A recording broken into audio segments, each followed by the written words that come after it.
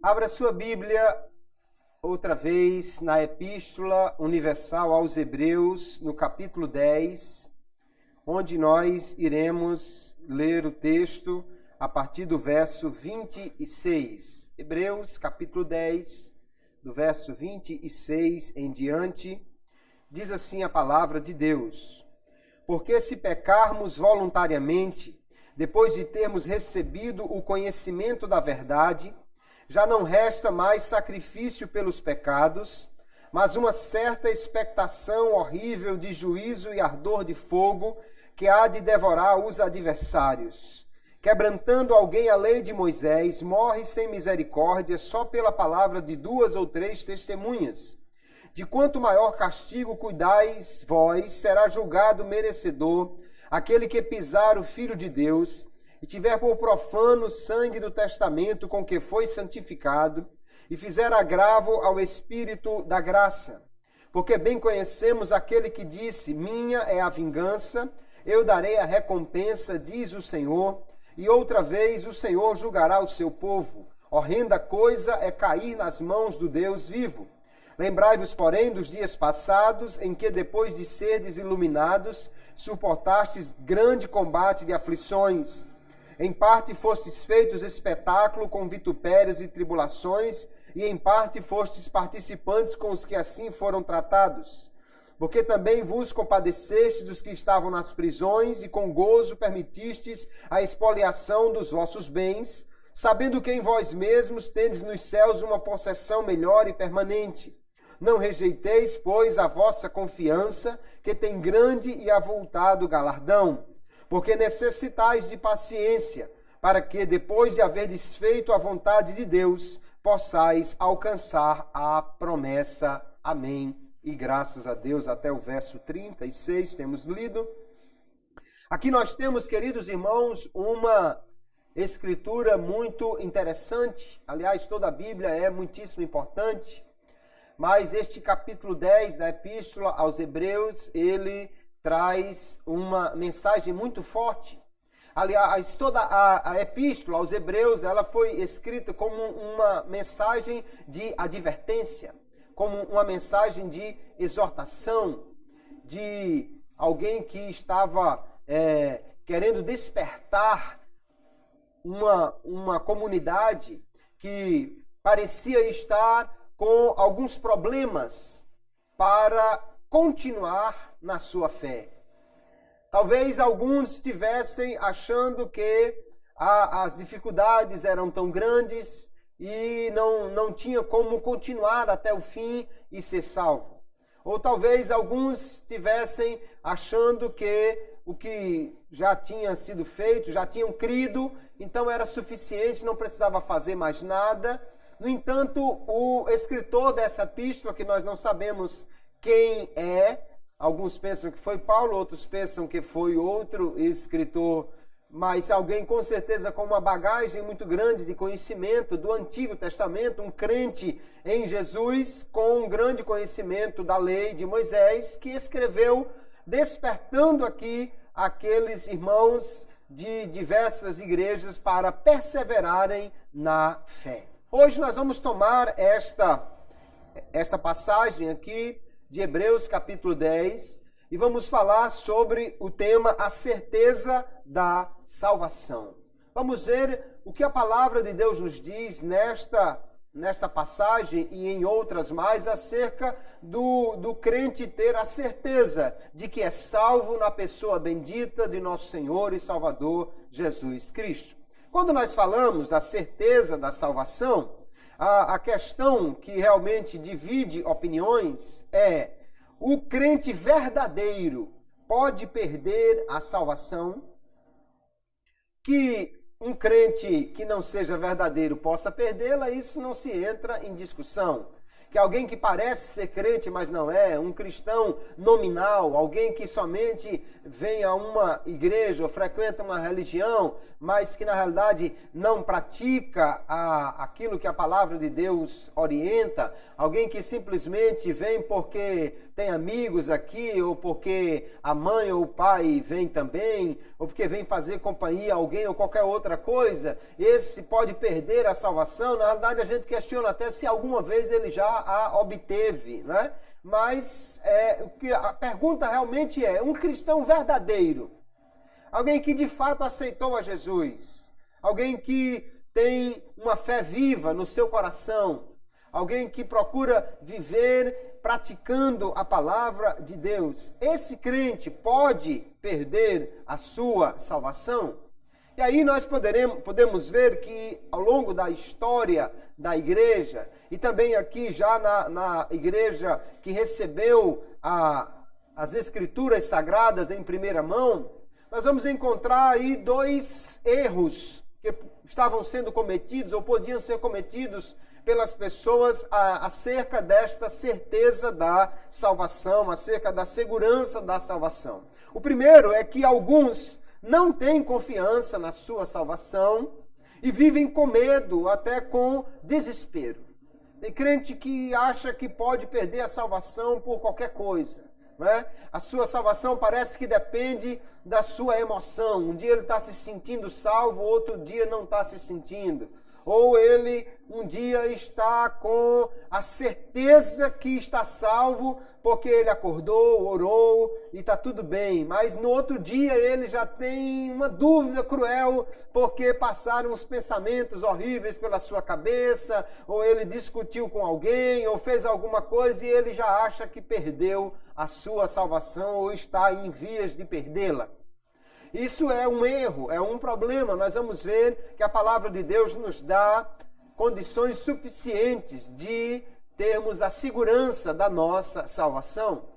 Mas um outro erro também comum é que alguns podem ter uma confiança excessiva de que a sua salvação já está totalmente garantida, que ele já foi salvo e que uma vez que ele já foi salvo pela obra de Cristo, ele agora não precisa fazer absolutamente nada. Aliás, até alguns acham que ele nem pode fazer nada, ou tudo que ele fizer não alterará em nada esta situação. Se ele pecar, continua salvo. Se ele se afastar do evangelho, ele continua salvo, ou de alguma maneira Deus vai trazê-lo de volta, porque ele é um eleito e uma vez salvo, salvo para sempre, ele não tem mais como perder esta posição em Cristo ou esta salvação que ele já obteve. Na realidade, isso é um problema. Também quando alguém, por se julgar tão seguro da sua salvação, chega até mesmo a ter uma certa soberba, um certo orgulho contra outros que ele acha que talvez não tenha esta mesma segurança ou esta mesma salvação até, e ignora os muitos avisos da Bíblia, as muitas exortações sobre a necessidade de vigiar e de afastar-se do pecado. Esse é um erro que nós vamos ver também nesta noite, que não deve ser cometido e como a palavra de Deus nos orienta e nos adverte a esse respeito. Vamos ver então sobre esta segurança da salvação, quais são as bases da nossa salvação, da segurança que podemos ter em Cristo, e ao mesmo tempo vamos ver as advertências que a palavra de Deus nos traz sobre a necessidade de vigiar, de permanecer firmes na fé e de fugir do pecado. Então vamos vendo aqui na palavra de Deus, em primeiro lugar, que nós podemos ter a certeza da nossa salvação, porque nós somos salvos pela fé em Jesus. A palavra de Deus nos mostra claramente, em muitas e muitas passagens, que Jesus mandou pregar o evangelho a todos, e ele prometeu que todos aqueles que crescem seriam salvos. Nós vamos encontrar passagens muito conhecidas, como Marcos capítulo 16, verso 15 e 16, e disse-lhes: ide por todo o mundo e pregai o evangelho a toda criatura. Quem crê e for batizado será salvo, mas quem não crê será condenado. Note que aqui há um convite universal. Há muitas e muitas outras passagens falando sobre isto, né? Atos capítulo 17, o apóstolo Paulo diz que também Deus prega a todos, a fim de que todos se arrependam. Mateus, nós temos de novo a ordem de Jesus para ir e ensinar a todas as nações. Enfim, o evangelho deve ser pregado a cada pessoa neste planeta, a todos os que puderem ouvir. E há uma garantia de Cristo dizendo que todo aquele que crê será salvo. João capítulo 3 e 16, chamado o texto áureo da Bíblia, né? Porque Deus amou o mundo de tal maneira que deu o seu Filho unigênito para que todo aquele que nele crê não pereça, mas tenha a vida eterna. Então, todo o que crê em Jesus tem a garantia da salvação em Cristo. Nós vamos encontrar Romanos 10 e 9. Se com a tua boca confessares, né? Se no teu coração creres, serás salvo. Ainda Romanos capítulo 1 e o verso 16 e 17. O apóstolo Paulo vai afirmar com muita convicção, dizendo: não me envergonho do evangelho, porque é o poder de Deus para a salvação de todo aquele que crê. Primeiro do judeu, depois do grego. Paulo deixa claro aqui que há uma salvação oferecida a todos e que o evangelho, a pregação, a obra de Cristo revelada aqui é suficiente, é o poder de Deus para salvar todo aquele que crê, independentemente da sua condição, de que raça ele seja. E ele continua, porque no evangelho é revelada a justiça de Deus, como a justiça de Deus foi satisfeita ali na cruz. Uma justiça que é do princípio ao fim, é pela fé. Como está escrito, o justo viverá pela fé. Há uma salvação oferecida a todos. E Paulo deixa claro aqui que esta salvação se obtém pela fé em Jesus. E ele diz até assim, do princípio ao fim, é de fé em fé. Começa pela fé, continua pela fé e termina pela fé. A fé, então, é um elemento necessário para a salvação. Só pode crer, só pode ser salvo aquele que crê, só pode continuar salvo aquele que continuar crendo, e só pode obter a salvação no final aquele que permanecer crendo. De fé em fé, esta salvação é oferecida, sempre pela fé. Cristo morreu então por todos os homens. Também há uma ampla divulgação desta verdade nas Escrituras, um amplo testemunho de que Cristo morreu pelo mundo, morreu por todos. Aliás, o texto aqui de Hebreus, capítulo 2, verso 9, que diz: vemos, porém, coroado de glória e de honra, aquele Jesus que fora feito um pouco menor do que os anjos, por causa da paixão da morte, para que pela graça de Deus provasse a morte por todos. Ou poderia ser traduzido também esse todos por cada um. Provasse a morte por todos ou por cada um. Pela graça de Deus, Jesus veio, foi feito menor do que os anjos, ou seja, se tornou homem para morrer. E por esta morte, ele pode oferecer a salvação a todos, porque ele morreu por todos os homens. 1 Timóteo 2 e 4 deixa claro também esta verdade, que Cristo morreu por todos, que Deus quer salvar a todos. 2 de Pedro 3 e 9, da mesma maneira, diz que Deus não quer que nenhum se perca, mas que todos venham ao arrependimento. Tito 2 e verso 11 diz: porque a graça de Deus se há manifestado, trazendo salvação a todos os homens. Então a salvação é oferecida a todos, mas só será efetivada na vida daquele que crê, porque a salvação é pela fé em Jesus. Aquele que crê tem a garantia de que é salvo, porque Jesus disse: quem crê será salvo. E ainda para testificar que ele de fato é salvo, ele passa a ser morada do Espírito Santo, que vai nele dar esse testemunho interno, ele vai testificar com o nosso espírito que somos filhos de Deus. Então, além da certeza da salvação pela fé, nós temos o testemunho do Espírito e ainda temos esse Espírito dentro de nós, lutando contra a carne e o pecado, nos dando também as armas suficientes e a garantia para vencermos os nossos inimigos e perseverarmos firmes na fé.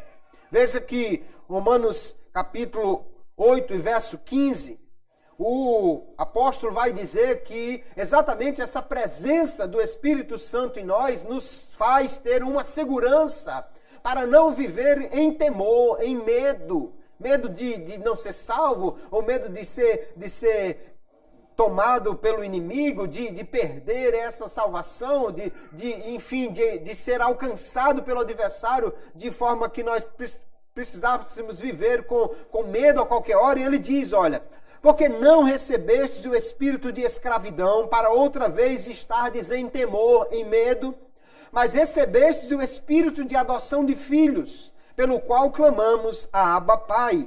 O mesmo Espírito testifica com o nosso espírito que somos filhos de Deus. Então fica claro aqui que a presença do Espírito em nós é um testemunho interno de que somos salvos. E esse testemunho nos dá a segurança de que nós realmente estamos salvos em Cristo. Quando o coração teme ou tem dúvida, deveria simplesmente ouvir o testemunho do Espírito, que fala no nosso espírito, você é filho, você é filho, você é filho de Deus. Então nós temos uma garantia de vencermos, porque na realidade já temos a presença do Espírito testificando da nossa filiação e ao mesmo tempo combatendo contra a carne, como nós estudamos na semana passada, como se alimentarmos o Espírito, ou pelo Espírito podemos vencer o nosso inimigo interno, que é a carne. Nós vamos encontrar, então, essa base para a nossa certeza da salvação. Jesus prometeu que seria salvo aquele que crê. O Espírito Santo nos dá esse testemunho. Ele nos dá a força para lutar contra a carne e nos leva a querer fazer a vontade de Deus. Aí nós vemos então que a segurança da nossa salvação, ela repousa sobre a confiança, em primeiro lugar, na obra de Cristo, que o que ele fez é suficiente para nos dar a salvação. É exatamente essa a fé salvífica, a fé que opera para a salvação, quando nós confiamos que Jesus morreu na cruz e isso é suficiente para perdoar os nossos pecados e nos dar a salvação. E também confiamos na obra do Espírito Santo em nosso favor, que nos dá a força suficiente, as armas suficientes para vencermos a carne, vencermos o pecado e sermos crentes que perseveram na fé até o fim. Se nós temos então essa certeza, essa confiança na obra de Cristo e do Espírito Santo, podemos ter segurança quanto à nossa salvação.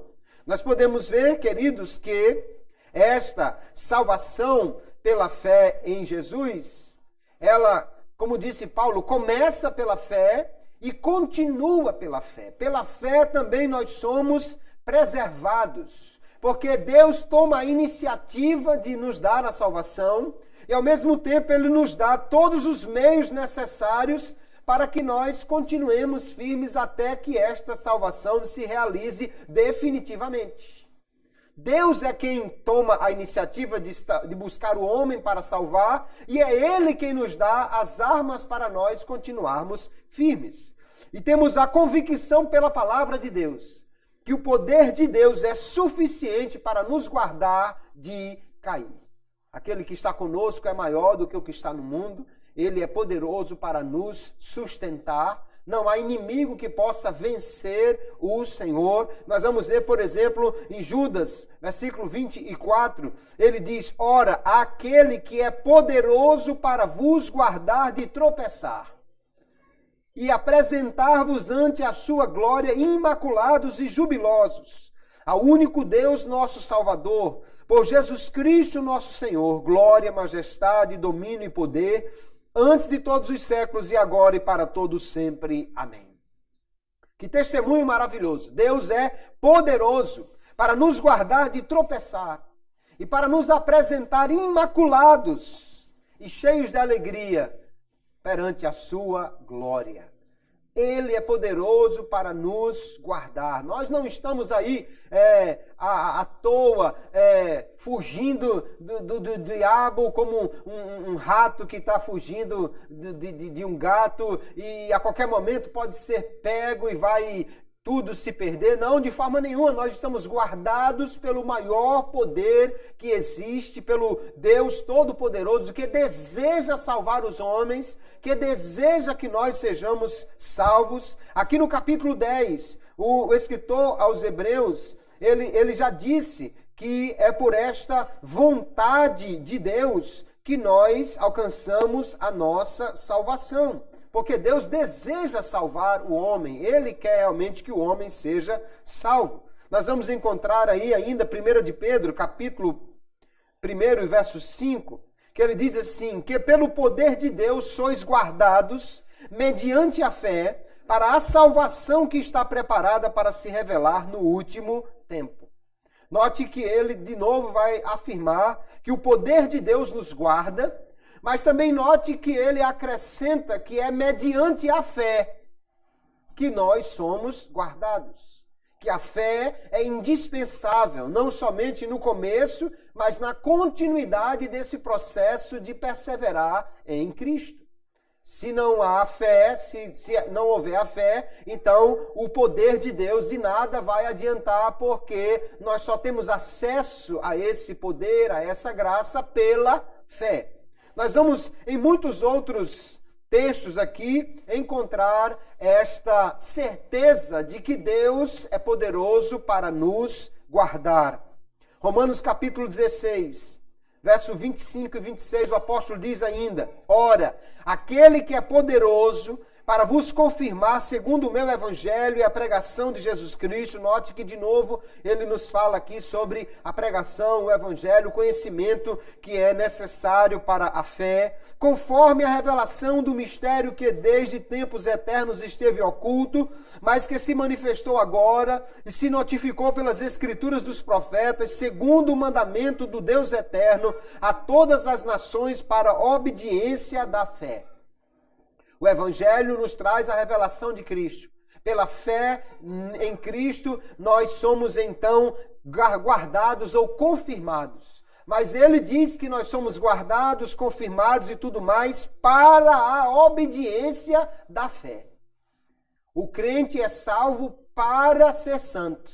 Ele é salvo para fazer a vontade de Deus. Ele é salvo para viver numa novidade de vida. Ele não é salvo e agora é liberado. Não, pode viver do jeito que você quiser agora. Se você tem fé ou se não tem, se você vive fora do pecado ou imerso nele, não há nenhum problema porque você já foi salvo. Não, a Bíblia nunca afirma isso. Veja que cada vez ele vai dizendo que é pela fé e ele vai dizendo que é para a obediência da fé que nós somos guardados e salvos. Fica claro na palavra de Deus que ninguém pode nos afastar de Cristo. Ninguém pode nos roubar de Cristo contra a nossa vontade. Nós não estamos em Cristo assim como alguém que tivesse numa casinha fraca, né? Tipo os porquinhos, os 3 porquinhos e o lobo mau, e qualquer sopro vai levar embora a casinha e nós vamos ser pegos pelo adversário. Não, de forma nenhuma. Ninguém pode arrebatar um crente das mãos de Jesus. Estando em Cristo, ele está seguro. O texto de João, capítulo 6, o verso 39, diz claramente, as minhas ovelhas ouvem a minha voz, e eu conheço-as, e elas me seguem, e dou-lhes a vida eterna, e nunca hão de perecer, e ninguém as arrebatará da minha mão. Meu Pai que mas deu é maior do que todos, e ninguém pode arrebatá-las da mão de meu Pai. Glória a Jesus. Veja que segurança nós temos estando em Cristo. Ninguém pode roubar um crente das mãos de Jesus.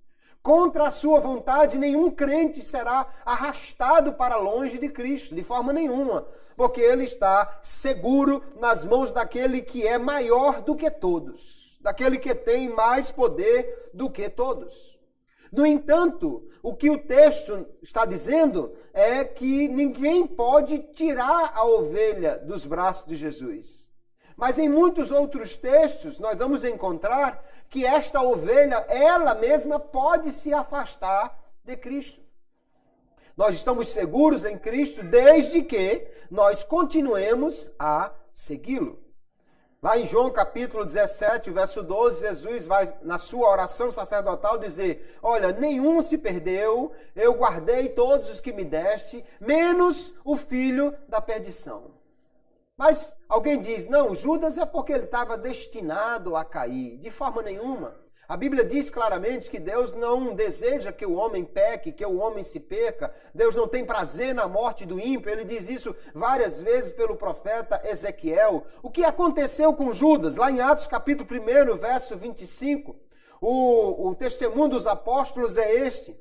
Eles vão eleger alguém para colocar no lugar de Judas, e ele diz: para que tome parte nesse ministério e apostolado, de que Judas se desviou, indo para o seu próprio lugar. Ou seja, ele desviou e morreu. Morreu e foi condenado, porque isso é o apropriado para aquele que se desvia. Aquele que se afasta de Cristo perde a segurança de estar nele. Porque Judas, então, caiu. Nós vamos ver que ele pecou, e pecou deliberadamente, voluntariamente. Afastou-se de Cristo. Não é que o inimigo foi lá e arrebatou Judas das mãos de Jesus. Ele saiu andando sozinho e foi pecar deliberadamente. Então ninguém pode tirar o crente das mãos de Cristo.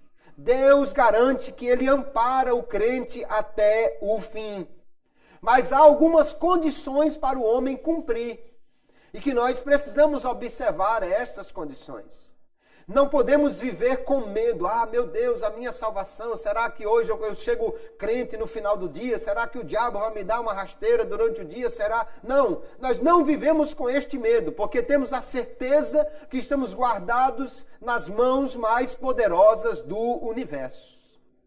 Mas também não podemos ficarmos com uma soberba no coração ou com uma falsa segurança de dizermos: eu já estou seguro em Cristo e agora eu posso fazer o que eu quiser, eu posso pecar, eu posso ir para onde eu quiser, fazer qualquer coisa, porque nada vai me impedir de ser salvo, porque Jesus já morreu por mim e está tudo então resolvido. Porque a Bíblia diz assim, olha, contra esse tipo de falsa segurança, esse tipo de segurança onde não há também uma vigilância necessária.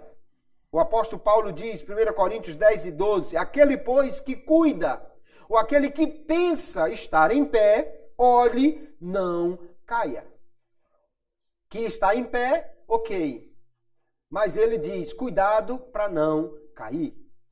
O que a Bíblia vai nos dizer em muitas e muitas passagens, e várias aqui na Epístola aos Hebreus, é que nós precisamos ter cuidado, vigiar e viver uma vida compatível com a fé em Cristo, para nós perseverarmos firmes nesta salvação. Então, o que aprendemos é que a perseverança dos santos é algo que está fundamentado na segurança de Cristo, mas que ao mesmo tempo exige que nós perseveremos na fé nele. Eu quero tomar o testemunho do teólogo holandês Jacob Arminio, que estabeleceu aí as nossas bases, vamos dizer assim, para a nossa doutrina da salvação, ou arrumou aí o nosso entendimento acerca dela. E ele disse assim, meu sentimento a respeito da perseverança dos santos é que as pessoas que foram enxertadas em Cristo pela fé verdadeira e assim têm se tornado participantes de seu precioso Espírito vivificador, dispõem de poderes suficientes ou forças para lutar contra Satanás, contra o pecado, contra o mundo e a sua própria carne e para obter a vitória sobre esses inimigos, mas não sem a ajuda da graça do mesmo Espírito Santo. Então nós cremos verdadeiramente nisso. Quem aceita Jesus com uma fé verdadeira, ele está seguro porque ele recebe de Deus poder suficiente para vencer. E nós já vimos aqui na série que fizemos como vencer a carne, como vencer o mundo, como vencer o diabo. Nós temos poder da parte de Deus suficiente para obter vitória contra os nossos inimigos. Porém, com a ajuda, a assistência contínua da graça de Deus. Sem a graça, ninguém poderá ser salvo.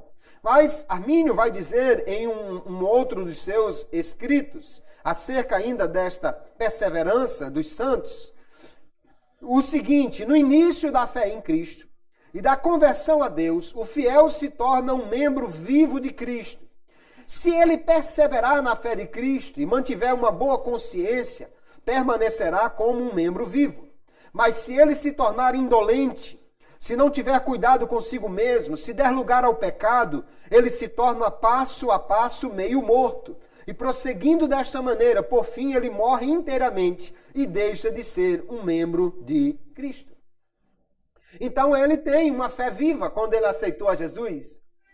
Mas se ele não vigiar, não perseverar na fé, se ele não cuidar de afastar-se do pecado, pelo contrário, for vivendo esta vida longe daquilo que é a vontade de Deus, ele vai, aos poucos, perdendo esta fé até o ponto que pode chegar realmente de perdê-la por completa e, então, não ter mais esta certeza da sua salvação. Nós vemos, então, queridos irmãos, que a nossa salvação é algo que está assegurado por Cristo, mas também a Bíblia diz que nós devemos perseverar na fé. O crente, aceitando a Jesus como seu Salvador, ele tem agora também a responsabilidade de perseverar na fé e na justiça, ou seja, fazer aquilo que agrada a Deus. No texto que nós lemos aqui da Epístola aos Hebreus, ele vai falar muitas vezes sobre isso. No verso 36, ele diz: porque necessitais de paciência ou de perseverança, para que depois de haverdes feito a vontade de Deus, possais alcançar a promessa. Que promessa? A promessa da vida eterna, a promessa da salvação. Ele nos mostra claramente que você aceitou a Jesus, você então começa a fazer aquilo que é a vontade de Deus. Mas você necessita, diz o escritor aqui, de perseverança. Porque somente perseverando na fé é que nós poderemos obter finalmente a salvação. Nós vamos encontrar em outros textos, como João capítulo 8, verso 31, quando Jesus disse assim, Jesus dizia, pois, aos judeus que criam nele. Veja que ele não está falando aqui com incrédulos, ele está falando com judeus que criam nele, com alguém que já era um crente. Mas ele diz, se vós permanecerdes na minha palavra, verdadeiramente sereis meus discípulos. Veja que o próprio Senhor é quem coloca aí uma condição para ser de fato um discípulo de Jesus. É necessário permanecer na sua palavra, ou seja, guardar os seus mandamentos, fazer aquilo que ele nos manda fazer nesta palavra. Nós vamos encontrar em outros textos, como a 1 de João, capítulo 2, o verso 24. João vai dizer, portanto, o que desde o princípio ouvistes, permaneça em vós. Se em vós, de novo veja a condicional, se em vós permanecer o que desde o princípio ouvistes, também permanecereis no Filho e no Pai, e esta é a promessa que ele nos fez, a vida eterna. A vida eterna, então, está garantida, segundo diz aqui o apóstolo João, para aquele que permanecer no Filho e no Pai. Permanecer em Cristo, permanecer em Deus. E como isso? Guardando a fé, aquilo que desde o princípio ouvistes. Então, o crente precisa permanecer na fé. No capítulo 10 aqui de Hebreus, verso 38, ele vai citar o Antigo Testamento, e ele vai dizer, mas o justo viverá da fé. E se ele recuar, a minha alma não tem prazer nele. Note que ele está falando de um justo. Um justo é alguém que já foi justificado porque creu em Jesus. Mas esse justo, diz aqui o texto, que ele pode recuar, que ele pode voltar atrás. Era o que estavam pensando em fazer muitos dos leitores da Epístola aos Hebreus. Abandonar a fé em Cristo e voltar para o judaísmo. Mas o Senhor diz, se o justo recuar, a minha alma não tem prazer nele. Deus não se agrada, obviamente, daqueles que recuam. E esses que recuam, ele vai continuar dizendo no verso 39, são aqueles que se retiram para a perdição. Não se trata só de recuar no sentido, não, ele ficou em casa, ele ficou mais quieto, ele crê, mas uma fé aí menor. Não, ele fala aqui de recuar ou de se retirar para a perdição. Alguém que abandonou a sua posição em Cristo. E, obviamente, Deus não se agrada disto. O crente, então, deve persistir até o fim em seguir a Cristo. Somente assim nós poderemos continuar firmes na nossa salvação. 2 Timóteo 2, o verso 10. O apóstolo Paulo diz, portanto, tudo sofro por amor dos escolhidos. Ele não está falando de uma pessoa qualquer, ele está falando dos eleitos, dos escolhidos de Deus. E ele diz que sofre por eles para que também eles alcancem a salvação que está em Cristo Jesus com glória eterna. Ora, se isso já tivesse tão assegurado que não tivesse absolutamente nada que pudesse atrapalhar, por que Paulo sofreria? E ele continua, palavra fiel é esta, que se morrermos com ele, também com ele viveremos. Se sofrermos, também com ele reinaremos. Se o negarmos, veja que há uma possibilidade real que ele apresenta aqui, se o negarmos, também ele nos negará. Ele fala de duas questões muito importantes. Primeiro, a possibilidade de um escolhido negar a Cristo. De um crente negar a Cristo. E a outra questão importante que ele afirma é, se esse negar a Cristo, Cristo o negará.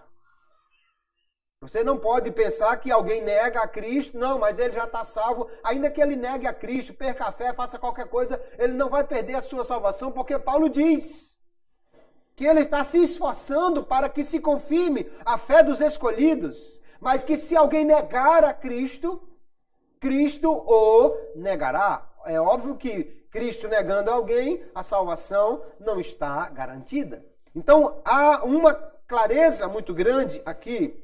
No versos 35 e 36 do capítulo 10 que nós lemos, diz, não rejeiteis, pois, a vossa confiança, a nossa fé, a nossa certeza, que tem grande e avultado galardão, porque necessitais de paciência, de perseverança, para que depois de haver desfeito a vontade de Deus, possais alcançar a promessa.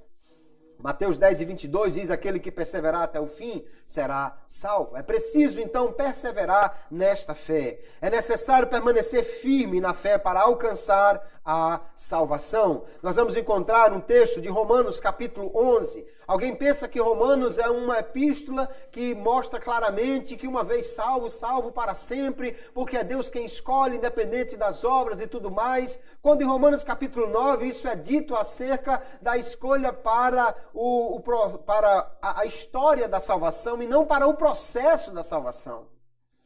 Verso 19 do capítulo 11. Paulo está falando da igreja e de Israel. E ele diz, dirás, pois, os ramos foram quebrados para que eu fosse enxertado. Está bem, pela sua incredulidade foram quebrados. Por que é que Israel perdeu o seu lugar aqui no projeto de Deus? E ele diz, pela sua incredulidade. E tu estás em pé pela fé. Por que é que nós entramos nesse projeto? Pela fé. Então alguém saiu por causa da incredulidade, alguém entrou por causa da fé. E ele continua. Então não te ensoberbeças, mas teme.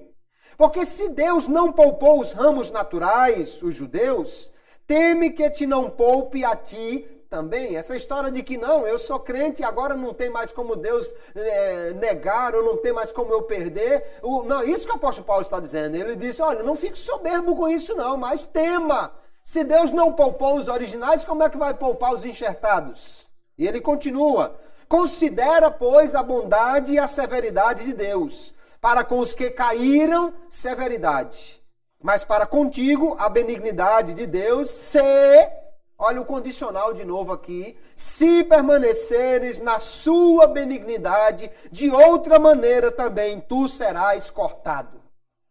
Não há lugar para a soberba, para uma confiança exagerada que diga, eu estou aqui e nada pode me tirar daqui. Há sim uma segurança de estarmos em Cristo, mas há também uma necessidade de permanecermos nele. E essa permanência, obviamente, é fugindo do pecado.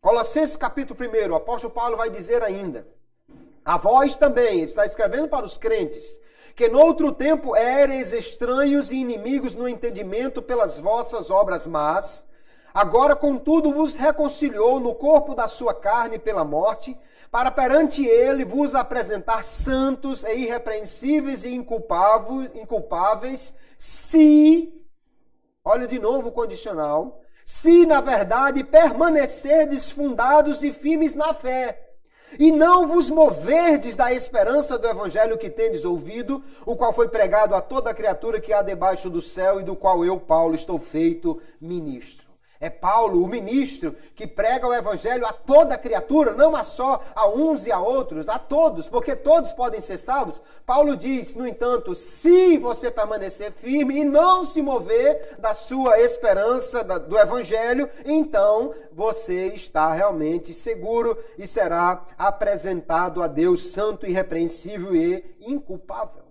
Note que há uma necessidade de perseverar na fé. Então nós entendemos que um crente verdadeiro não perde a salvação enquanto ele permanecer um crente verdadeiro. Enquanto ele continuar crendo, ele não perde a sua salvação. O problema é que o crente verdadeiro não perde a salvação, mas se ele não tiver cuidado, ele pode perder a fé.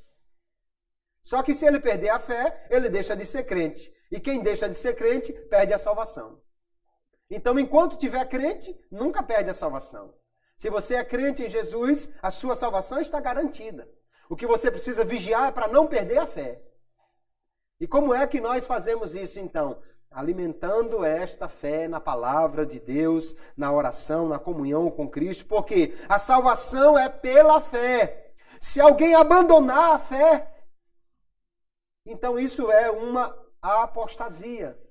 Isso é um abandono de Cristo. E isso é muito sério. Nós vamos encontrar aqui na Epístola aos Hebreus, lá no capítulo 3, o seu escritor dando a seguinte advertência: vede, irmãos, ele não está escrevendo para ímpios, ele está escrevendo para crentes. Ele chama eles de irmãos. Em nenhum lugar a Bíblia chama incrédulos de irmãos. Está escrevendo para crentes. Vede, irmãos, que nunca se ache em qualquer de vós um perverso coração de incredulidade para se apartar do Deus vivo. Então os crentes, os irmãos, têm que ter cuidado para não deixar que a incredulidade invada o seu coração e se afaste então de Deus. Antes, ele diz, exortai-vos uns aos outros todos os dias. É o que nós estamos fazendo aqui hoje. Durante o tempo que se chama hoje, para que nenhum de vós se endureça pelo engano do pecado. O que é que faz com que a incredulidade entre no coração do homem? O pecado. Porque nos temos tornado participantes de Cristo, e ele diz de novo uma condicional: se é que guardamos firme até o fim a nossa confiança inicial.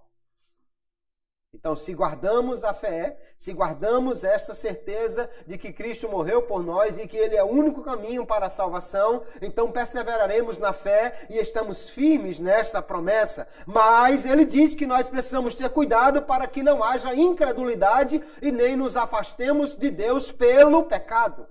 Isso vai trazer grande prejuízo à fé de alguém. Então nós precisamos perseverar na fé. A posse da vida eterna está condicionada a uma atitude persistente de confiança na pessoa e na fonte da vida eterna que é Jesus. Se não houver essa persistente confiança, esta fé contínua nele, essa busca pela comunhão com ele, então ninguém está garantido em sua salvação. O crente, então, deve permanecer em Cristo. Só em Cristo há salvação. Nós vamos encontrar João capítulo 15, Jesus dizendo aqui verdades extraordinárias. Ele vai usar de uma figura, dizendo que ele é a videira e nós somos os ramos desta videira. E no verso 4 ele diz, permanecei em mim e eu permanecerei em vós. Há uma condicional aqui. Para que Cristo permaneça, nós precisamos permanecer nele. Como a vara de si mesma não pode dar fruto, se não permanecer na videira, assim também vós, se não permanecerdes em mim. Eu sou a videira, vós sois as varas. Quem permanece em mim e eu nele, esse dá muito fruto, porque sem mim nada podeis fazer. Ninguém pode ser salvo sem Cristo, porque sem Cristo não podemos fazer nada. Mas nós precisamos permanecer nele, para que então nós tenhamos ele também permanecendo em nós e possamos continuar dando fruto, que é uma nova vida para Deus. Mas se alguém se afastar de Cristo, ele diz, se alguém não estiver em mim, será lançado fora como a vara e secará, e os colhem e lançam no fogo e ardem. Ora, se ele está falando de uma vara, e ele estava falando de varas que estavam enxertadas nele, ele não está falando de alguém que nunca esteve nele. Ele está falando de uma vara que estava nele, mas que agora não está mais. E essa vara será lançada no fogo. Então, não permanecer em Cristo trará um resultado trágico para a vida de alguém. O sangue de Jesus nos garante a remissão dos pecados. Hebreus capítulo 10, o escritor deixou bem claro que lá no Antigo Testamento, os sacerdotes precisavam todo dia oferecer sacrifícios, porque os sacrifícios não tiravam os pecados. Mas Cristo fez um único sacrifício de uma vez por todas e removeu todo o pecado, ou seja, pagou por todo o pecado. Agora nós precisamos ter a fé nele, para poder receber esta remissão dos pecados. Só que a remissão dos pecados pelo sangue de Jesus não é permissão para pecar. Porque Deus trata seriamente o pecado, inclusive dos salvos.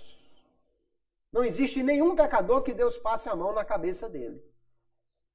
Isaías capítulo 59 diz assim, eis que a mão do Senhor não está encolhida para que não possa salvar. Ele está falando de salvação. Nem o seu ouvido agravado para não poder ouvir. Mas as vossas iniquidades fazem divisão entre vós e o vosso Deus, e os vossos pecados encobrem o seu rosto de vós para que vos não ouça. Então, se há pecado, há uma divisão. O pecado separa o homem de Deus. Nós vamos ver que há algumas considerações a fazer sobre isso. Mas a regra geral da Bíblia é essa. O pecado leva o homem para longe de Deus. Podemos dizer então que a prática do pecado leva ao amor ao mundo e à consequente rejeição de Cristo. Quem se acostuma com o pecado, quem vai vivendo no pecado, quem vai praticando o pecado, e cada vez mais ele vai amando o pecado e gostando dele e gostando do que o mundo oferece, ele vai aos poucos se afastando de Cristo até chegar ao ponto que realmente não tem mais uma fé verdadeira nele. Nós vemos então aqui na palavra de Deus, queridos irmãos, que o pecado ele é algo terrível, mas lendo um pouco sobre o que diz o Jacó Arminio, ele fala sobre diferentes causas para o pecado. E é muito interessante. Ele fala, por exemplo, do pecado por ignorância. Alguém que peca sem saber que aquilo não era o que agradava a Deus. Por exemplo, 1 Timóteo 1,13, o apóstolo Paulo diz que antes foi blasfemo, perseguidor e opressor, mas alcançou misericórdia porque fez isso ignorantemente. Ele não sabia, ele achava que estava fazendo um bem a Deus perseguindo os cristãos. Achava que estava fazendo a vontade de Deus em perseguir os crentes. Até que no caminho de Damasco descobriu que aquele a quem ele estava perseguindo era Jesus. Aí tudo mudou. E ele diz que Deus não leva em conta os tempos da ignorância, porque aqui há um desconhecimento do que é pecado. Alguém peca então por ignorância, alguém peca também por fraqueza. O caso de Pedro, por exemplo, lá em João capítulo 18, em João fica mais claro do que nos outros evangelistas, porque aqui Pedro negou Jesus. Diz o texto, verso 18, ora, estavam ali os servos e os criados que tinham feito brasas e se aquentavam porque fazia frio. E com eles estava Pedro aquentando-se também. João levou Pedro até a casa do sumo sacerdote. Falou com a porteira para deixar entrar. Ela já disse, mas você não era discípulo dele? Não, eu não. Ele já negou a primeira vez. Ele queria entrar para ver como era que estava. Jesus estava ali. Só que quando ele chegou no pátio, estava fazendo muito frio. Alguém fez uma fogueira e ele foi para lá. O texto diz que havia uma fogueira e que estava fazendo frio. Pedro foi lá para se aquecer. Aí alguém chega e diz, Simão Pedro estava ali e aquentava-se. Disseram-lhe, pois, não és também tu um dos seus discípulos? Ele negou e disse, não sou. Se ele dissesse, não, eu sou, então saia daqui. Ele ia perder de acompanhar o que estava acontecendo com Jesus, ou ia ter que sair de perto da fogueira que estava fazendo frio. Mas para piorar, a questão continua. E um dos servos do sumo sacerdote, parente daquele a quem Pedro cortara a orelha, disse, não te vi eu no outro com ele. Aí a coisa já era diferente. O camarada provavelmente já estava coçando o cabo da espada e dizendo, peraí, não foi você que cortou a orelha do meu primo lá, não? Aí Pedro diz, de maneira nenhuma. Nos outros evangelhos diz até que ele praguejou, né? Eu segue se fui eu que cortei a orelha do seu primo. Alguma coisa mais ou menos assim que ele foi capaz de dizer, negou a Jesus a terceira vez. Então isso notadamente foi uma enorme fraqueza de Pedro. Ele queria estar ali. Ele não queria perder o calorzinho da fogueira. Ele não queria ficar no frio. Ele não queria perder a orelha. Então ele negou Jesus. É um pecado por fraqueza. Não deixa de ser pecado, mas é um pecado por fraqueza. Porque ele realmente temeu alguma coisa ou foi vencido por alguma condição. Armínio ainda diz que alguém pode pecar por negligência. Gálatas capítulo 6, o verso 1, ele diz, irmãos, Paulo diz, se um homem chegar a ser surpreendido em algum delito, parece que ele, quando viu, opa, já pequei, foi surpreendido em algum delito, vós que sois espirituais, corrigiu tal com espírito de mansidão e olha por ti mesmo, para que também tu não sejas tentado. Então parece que aqui há um pecado que, quando alguém viu já pecou, foi um pecado assim porque ele se tornou negligente, não vigiou, não fugiu do pecado, não correu da tentação e de repente quando viu já estava em pecado. Note que tudo isso aqui é pecado, nada que diga, não, você não tem problema nenhum de você cometer isso. Mas é diferente da última classificação que Armínio faz, que é o pecado por malignidade. Que é o que, por exemplo, Judas fez quando traiu Jesus. Mateus 26 diz, então um dos 12, chamado Judas Iscariotes, foi ter com os principais sacerdotes e disse, que me quereis dar? E eu vos-lo entregarei. E eles lhe pesaram 30 moedas de prata, e desde então buscava ele oportunidade para o entregar. Quando a gente lê os evangelhos, diz que lá no momento da ceia, que Jesus tentou repetidas vezes com que Judas se arrependesse, e ele não se arrepende, até o bocado molhado Jesus lhe dá, aí diz, Satanás entrou em Judas. Mas ele, Judas, já havia procurado os principais sacerdotes e já havia se oferecido para entregar Jesus. Aqui foi um pecado premeditado, um pecado planejado. Um pecado que ele foi lá, preparou, decidiu fazer, pegou o dinheiro e agora ficou procurando uma oportunidade para fazer aquilo. Não foi algo que surpreendeu, não foi simplesmente por fraqueza, não foi simplesmente por ignorância. Ele sabia perfeitamente quem era Jesus, agora ele talvez ficou decepcionado porque Jesus não seria aquele rei todo-poderoso como ele achava que seria, e ele seria o ministro das finanças, né, já que era o camarada que cuidava do dinheiro, e ele disse, eu vou sair daqui com a mão abanando, não vou levar um centavo dessa história, e ele pelo visto, amou mais o dinheiro, amou mais o mundo, e então planejou e executou esse planejamento de entregar Jesus. É um pecado por malignidade, um pecado planejado. E aí nós vamos ver então que o pecado, de maneira nenhuma, pode ser considerado normal na vida do crente. 1 de João capítulo 2, o apóstolo diz: meus filhinhos, essas coisas vos escrevo para que não pequeis. Mas como o pecado ainda é uma possibilidade na vida do crente, ele diz: mas se alguém pecar, temos um advogado para com o Pai, Jesus Cristo, o justo. E ele continua no verso 3, nisto sabemos que o conhecemos, se guardamos os seus mandamentos. Aquele que diz, eu o conheço e não guarda os seus mandamentos, é mentiroso e nele não está a verdade. Mas qualquer que guarda a sua palavra, nele realmente se tem aperfeiçoado o amor de Deus. E nisto sabemos que estamos nele. Como é que alguém está em Cristo e tem segurança que está em Cristo? Porque ele não vive na prática do pecado, mas ele procura guardar os mandamentos de Jesus. Então, há uma necessidade realmente de a gente procurar viver sem pecado. No entanto, ele diz, se alguém pecar, por que ele diz se alguém pecar? Por que ele não diz, olha, ninguém peca de jeito nenhum? Porque nós somos fracos. Podemos pecar até sem perceber direito, né? O salmista pede que Deus lhe perdoe dos pecados que lhe são ocultos. Por ignorância, alguém pode pecar. Ah, eu fiz uma coisa, mas não sabia que não podia fazer, que a palavra de Deus não recomendava isso. Agora, o grande problema aqui, o maior problema, é quando alguém peca voluntariamente.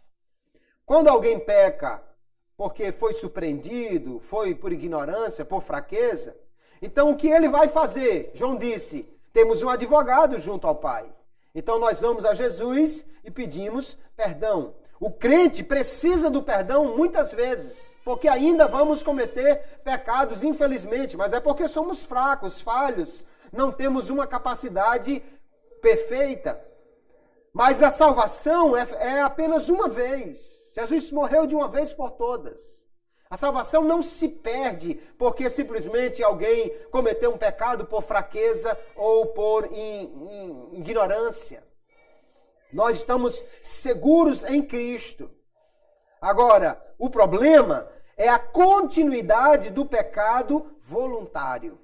Isso leva o homem a perder a sua fé. E se ele perder a fé, aí sim ele perde a salvação. E aí nós chegamos aqui no capítulo 10, o verso 26, que o escritor aos Hebreus vai dizer, porque se pecarmos voluntariamente, ou numa tradução mais próxima do original, poderíamos dizer, se vivermos pecando voluntariamente, porque o tempo do verbo aqui seria uma continuidade nessa prática, aí ele diz, não há mais sacrifício pelos pecados. O problema é exatamente o pecado voluntário. Nós vemos então, queridos, que o homem é justificado pela fé em Cristo. Ele se torna justo pela fé em Cristo. Mas se ele vive na prática do pecado, essa fé está em grande risco. Veja que o escritor aos Hebreus aqui, ele diz, se nós pecarmos, alguém diz assim, não, ele estava falando aí, mas era de pessoas que eram crentes nominais, era de gente que não era crente de verdade não, mas em primeiro lugar, ele se inclui no grupo, ele diz, se nós pecarmos voluntariamente. Então, se eu acreditar que essas pessoas aqui não eram crentes de verdade, então o escritor aos Hebreus também não era. E é impossível. Nenhum dos escritores bíblicos não deixou de ter uma fé verdadeira, a nenhum incrédulo foi dada a revelação da palavra de Deus. Ele diz, se nós pecarmos, ele está incluso nesse grupo. Se pecarmos voluntariamente, aí a coisa já complicou. Ele diz, inclusive, que não há mais sacrifício pelos pecados, ou seja, porque só há o sacrifício de Cristo. Se alguém rejeita esse sacrifício, não tem outro que possa salvá-lo. Aí ele diz que há somente uma expectação de juízo que há de devorar os adversários. No mundo espiritual não há meio termo. Ou você é amigo de Cristo, ou você é adversário dele. Jesus disse, quem não é contra mim, quem não é por mim é contra mim. Então o pecado faz com que o homem volte a ser inimigo de Deus. E para os inimigos Deus não tem perdão, tem juízo. Ele vai continuar dizendo, se alguém pecar contra Moisés ou quebrar a lei de Moisés, 2 ou 3 testemunhas é suficiente para ele ser apedrejado. Quanto mais, ele vai dizer, se alguém pisar o Filho de Deus, isso fala de um desdém, de alguém que não dá mais valor nenhum a Cristo, ou tiver por profano o sangue com que ele foi santificado, alguém achar que o sangue de Jesus não é nada e nem perdoa pecado, nem limpa pecado, nem coisa nenhuma, ou fizer agravo ao Espírito da graça, o Espírito que traz a graça ao coração e nos convence do pecado para que nós possamos aceitar a Jesus, se alguém se opuser à ação desse Espírito, não há mais salvação para ele. E o pecado continuado é que faz com que este homem endureça o coração e chegue a este ponto. Aceitou a Jesus, ele é justificado pela fé. Agora ele é declarado justo. Romanos capítulo 5, o apóstolo Paulo diz, sendo, pois, justificados pela fé, temos paz com Deus por nosso Senhor Jesus Cristo, pelo qual também temos entrada pela fé a esta graça, na qual estamos firmes e nos gloriamos na esperança da glória de Deus. Nós somos justificados pela fé. Isso nos torna realmente firmes nessa posição. Não há condenação mais para os que estão em Cristo Jesus. Mas pela mesma fé, também nós devemos ser levados à santificação. Não somente a justificação, mas a santificação, ou seja, procurar viver uma vida longe do pecado, agradando a Deus. 1 Coríntios capítulo 6 e verso 11. E tais fostes alguns de vós, mas fostes lavados, mas fostes santificados, mas fostes justificados em nome do Senhor Jesus Cristo e no Espírito do nosso Deus. Mesma ação, mesma fé em Cristo e a mesma ação do Espírito que nos leva à justificação também nos leva à santificação. Nós precisamos viver em santidade. No entanto, quando a fé ativa cessa na vida da santificação, a salvação entra em perigo. Se alguém não busca a santificação, pelo contrário, começa a viver de maneira que não agrada a Deus, se alguém começa a fazer do pecado uma coisa normal, se alguém começa a praticar o pecado como se não tivesse a comunhão com um Deus que é santo e a necessidade de viver para agradá-lo, então a salvação está em perigo. O pecado por ignorância nós podemos cometer, não que isso Deus deseje, nem que Ele não se importe, mas é que é um pecado que pode acontecer com facilidade na vida até mesmo de um crente. Quanto mais nós conhecermos a Deus e a Sua palavra, mais facilmente nos livraremos desse tipo de pecado por ignorância. Pecado por descuido, por negligência, também quanto mais buscarmos a santificação, nos aproximarmos de Cristo e conhecermos a Sua palavra, mais nos fortalecemos contra esse tipo de pecado. Pecado por fraqueza, nós precisamos alimentar o nosso espírito e não a nossa carne. Mas o pecado por malignidade, o pecado consciente, planejado, isso não condiz com uma fé ativa e uma vida santa. Romanos 14, 23, o apóstolo Paulo diz que tudo que não é de fé é pecado. O pecado é exatamente aquilo que vai minando a fé. Se alguém peca porque foi surpreendido por uma tentação e não conseguiu vencê-la, isso é ruim. Mas ele pode correr para Jesus e pedir perdão e será perdoado. Mas se alguém planeja pecar, se alguém executa um planejamento de pecado, se alguém, às vezes alguém pode estar até na igreja, eu tô aqui no culto, não, mas quando terminar o culto eu vou para casa, eu vou acessar aquele site pornô lá na internet, não, eu estou esperando terminar o culto, mas eu vou pegar a namorada e nós vamos ali e tal. Se alguém está planejando pecar, pecando por decisão, pecando voluntariamente, é óbvio que isso irá minar a sua fé a tal ponto que ele corre o risco de perder a fé e, perdendo-a, perderá a sua salvação. A motivação para o pecado, então, é um elemento chave. Se é por fraqueza, é uma coisa. Se é por malignidade, é outra coisa completamente diferente. Esse tipo de pecado continuado irá fazer com que alguém perca a sua fé e, consequentemente, a sua salvação. Então, queridos irmãos, nós podemos ter certeza da nossa salvação. Se você é crente em Jesus, se você permanece na fé nele, se você continua como membro ativo de Cristo, a sua salvação está garantida, porque a nossa salvação vem pela fé na obra de Deus por nós. Nós temos certeza que Cristo morreu por nós. Alguém pensa que Cristo morreu só por alguns, mas não por todos. Nós cremos que Cristo morreu por todos. Então eu posso ter a convicção que Cristo morreu por mim. Por mim, ele morreu. Se ele morreu por mim, então a salvação está disponível a mim. Basta somente que eu creia nele, porque a graça de Deus já me leva a isso. O Espírito Santo nos capacita não somente a sermos santos e termos essa convicção que somos filhos, mas nos assegura também as armas para nós vencermos. O poder de Deus nos guarda de cair. Temos convicção da nossa salvação por isso.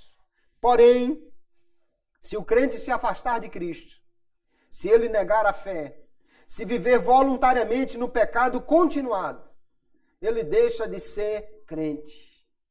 Crente não é aquele que creu, é aquele que continua crendo. Crente não é apenas aquele que um dia disse sim, é aquele que continua dizendo sim a Jesus e não para o pecado.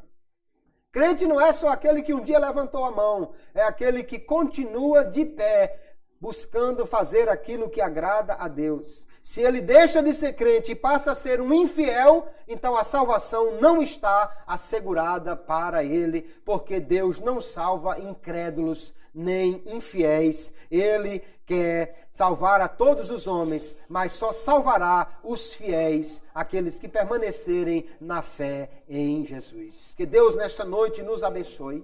Que nós possamos olhar para essa escritura que nos traz uma advertência tão grande. Se nós, ele está falando dos crentes verdadeiros, alguém que ele diz que já conheceu a verdade, que já foi iluminado, se nós, mesmo conhecendo a Cristo, já tendo alcançado a salvação, vivermos na prática contínua do pecado, isso irá trazer um sério prejuízo à nossa fé e trará, consequentemente, uma perda da salvação. Então a pergunta é, o verdadeiro crente pode perder a salvação? Não, o verdadeiro crente não perde a salvação, mas pode perder a fé. Agora, o infiel perde a salvação com segurança.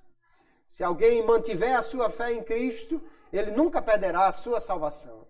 Mas se ele perder a fé e viver na prática, ou perder a fé pela prática do pecado, a prática contínua do pecado mostra que ele perdeu a fé, que ele perdeu a comunhão com Cristo, que ele perdeu realmente o desejo de viver com Cristo. Sendo assim, ele perderá a salvação, porque Deus quer salvar a todos, mas o justo, aquele que foi justificado, precisa viver pela fé. Se ele recuar, Deus não tem prazer nele.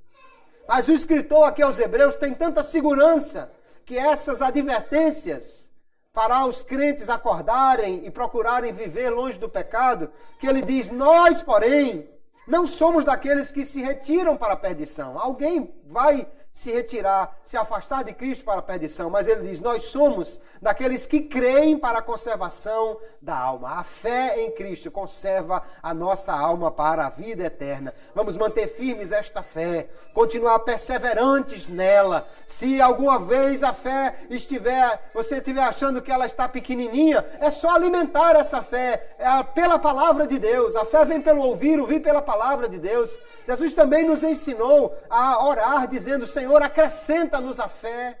Então nós, pela palavra, pela oração, pela continuação da vida cristã, ele nos assevera aqui também, não deixando a nossa congregação.